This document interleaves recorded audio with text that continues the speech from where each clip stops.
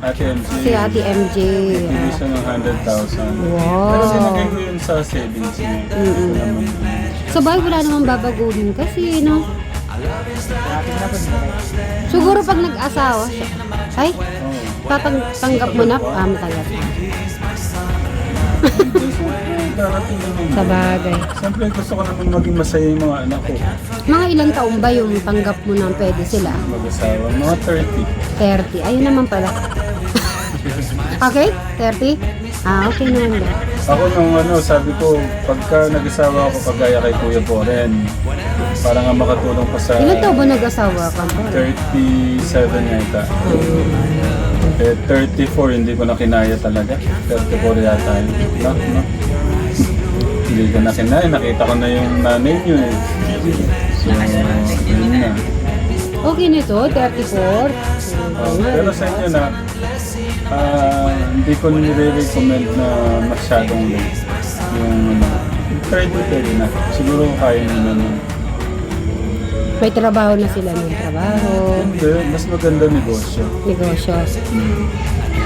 So meaning, business, ano dapat ang kunin nila? Yung course. Hindi. Ang gagawin ko yun, ano po yung course dapat yung business. Oh, ano ba yung course mo talaga? Business ko po dapat hardware. Parang uikotin mo lang po. Okay. Kasi baka po ang business ko po, parang sabihin ko natin, sa mga resort. Basta possible engineer. Parang di po tumutugma yung dahil. Pero meron ka na ba talagang gustong course mo na hindi magbabago? Yun na yun. Okay. Talaga, siya, talagang yung kanyang gustong makuha ang kurso. Civil engineer. Ang aking engineer. My future engineer. Kaya si Tito Ryan, computer engineer naman siya. Si Tekju naman, computer science. Tito Ryan mo, yan? Nasa Singapore ang work niya pero nandito siya, di ba? Pero matalino yan eh. Kaya ganyan siya. Ganyan matatalino. Yung talino ni Tito Ryan. Halimbawa, nakatahimik lang yan, umaandar na yung utak niya. Yung math, ginano niya na ganyan. So yun na, umalis Pero na. sabi mo nga na, pinapili mo ako, sabi mo, kaya ano kung gusto niyo? Certificate o diskarte? Diploma o diskarte? Mas maganda parehas. Napakaganda kung may diploma ka na, may diskarte ka pa. Yes. Yun yung ko. Yun, bonus na lang yun, yung diploma at saka diskarte. Pero kung meron kang job, talaga namang sold ka. Dati nga po, sabi ko po dati, di na po mag-college. Business na lang po ay Pero mas maganda, syempre, mas matutuwa yung mga nagmamahal sa'yo, lalo na ang dami nagmamahal sa'yo. Syempre, gusto nila matapos ka.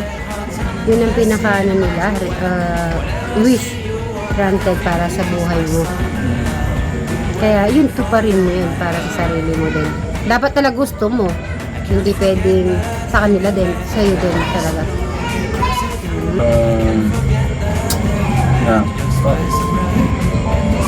Ito yung pakakatandaan mo na.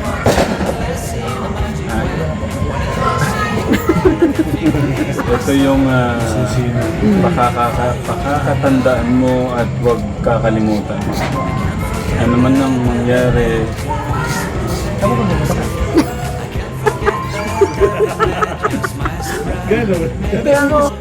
ano man ang mangyari,